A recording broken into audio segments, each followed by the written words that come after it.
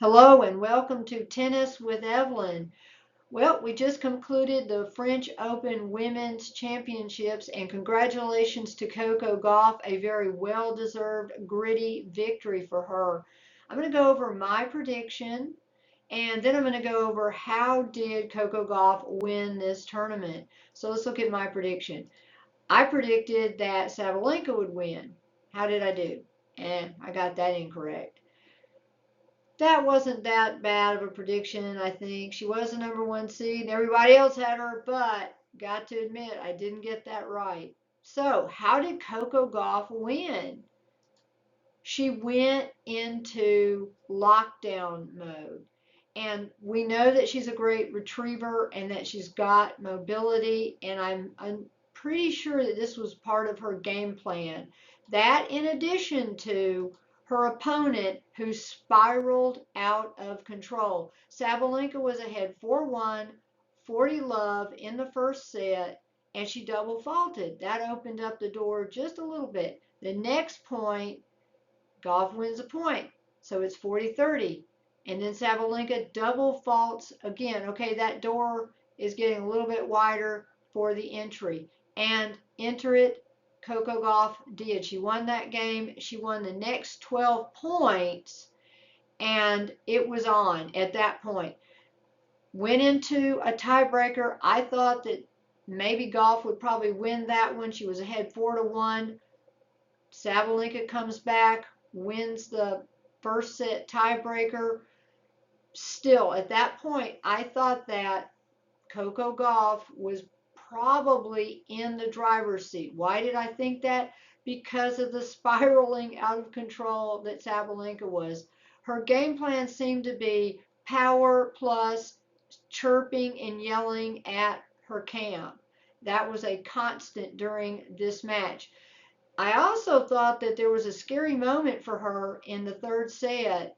I believe it was the third set, when after the end of a game where she had netted what was kind of an easy shot, and there were a lot of easy shots that she netted, she angrily slapped the ball over the net just as the ball girl was running across. That's how they do it at the end of a game.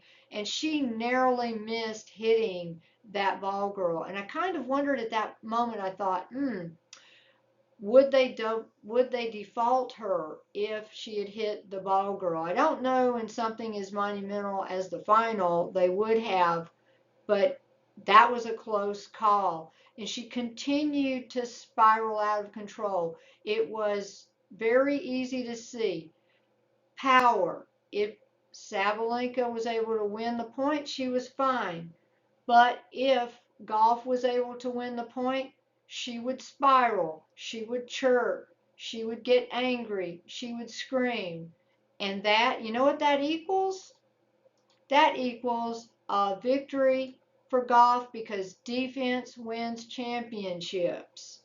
Coco Gauff was like, it was almost like they were at Wimbledon, where they have the Rudyard Kipling quote that if you can keep your head when all about are losing theirs. Coco Gauff kept her head, kept her cool, implemented her game plan to perfection, and just let her opponent spiral down. It was still a tough, tough match, but she was able to pull it off. And I don't think that we can look at the stats any longer and ignore that Coco Gauff makes you play a style of game, if you have a power game, that is going to produce a lot of errors. Take a look at what happened in Madrid with Zhang, all the errors, and then Coco Gauff wins. Then a couple of matches ago against Madison Keys, all the errors that she had, Gauff is able to win that match. Today, 70 errors from Sabalenka, and Gauff wins the match. It's not about the other players having a bad day. It's about Coco Gauff's defense making you have a bad day. And the rest of the field has got to understand that. And now they've got to adjust, because even though Sabalenka's number one, this is kind of the shot across the bow that Coco Gauff is here to stay, and she's not going to make the errors that she's been making, and she's going to make you make those errors. There are also some things that you can learn from, I can learn from, all of us can learn from, that are league players, from what happened with Sabalenka today, because there are going to be matches in which you're going to be playing against someone who is in lockdown mode or someone who's got a really good game plan, and you have to go to game plan B. And you know why Sabalenka wasn't able to go to game plan B even if she had one? Because losing your temper leads to losing. That's exactly what happened. How can you go to a game plan B when you're too busy losing your temper, spiraling out of control, losing 12 points in a row? You can't even think. I don't know how she was able to even think. It's a testament to her skill that she was able to keep it as close as she was. So do not lose your temper. Find a way to not lose your temper. I hope that Sabalenka watches this match with her team and they do maybe adjust some of their philosophy on allowing her to go off as much as she did, because I think it really distracted her too much.